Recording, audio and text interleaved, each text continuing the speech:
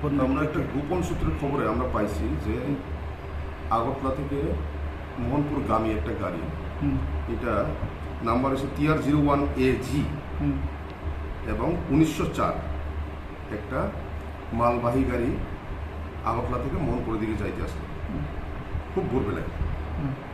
এরপরে আমরা এটার ভিতরে এতভাবে কোয়ান্টিটিতে রাখা আসলে আমরা একটু জানা নাই যদিও, কিন্তু পরবর্তীকালে দেখা গেছে যে এখানে আনিয়া এটারে খুললিয়া দেখা গেছে যে এটার ভিতরে ফেন্সিডিল প্রচুর পরিমাণে আছে।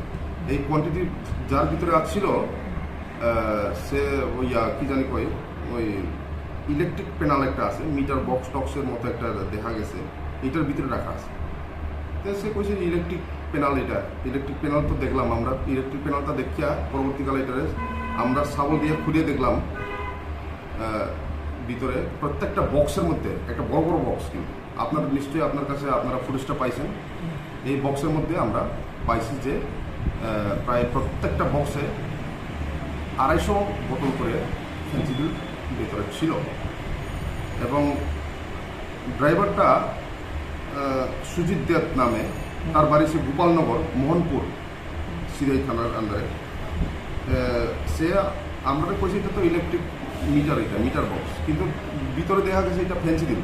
এখন জানলাম যে ইলেকট্রিক মিটার বক্সের ভিতরেও আগে আমি আপনার আগে একটা ফুটেজ দিয়েছিলাম যে একটা ধূপকাঠি জ্বালাইয়া এটা গাঁজা ব্যাপার হইত। এখন জানলাম যে ইলেকট্রিক মিটার বক্সের মধ্যেও এটা দেখি রাখা আছে।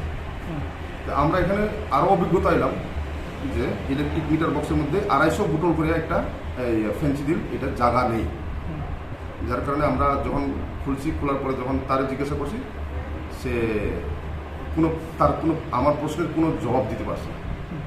জবাব না দিতে পারায় আমি তারে ডিটেইন করে রাখছি, যেহেতু মালের সাথে আমি পাইছি গাড়ির সঙ্গে।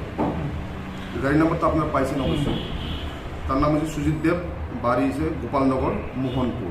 কটার সময় ধরছে? আমরা প্রায় 6:30, 7:30 এবং 6:45 মধ্যে আমরা এটা তারে আটক করে আনছি। কিন্তু দর্শি তো আমরা এখানে আইনা চেকিং করার পরে আমরা অ্যারেস্ট করছি। তাই চেকিং করার পরে যখন জিনিসটা পাওয়া গেছে, আমরা SDPO স্যারেও আমি আনছি, আনার পরে এবং দেখা গেছে যে এটার মধ্যে এই বেআইনি কারবার চলতেছে, যার কারণে আমি এটারে ধরছি।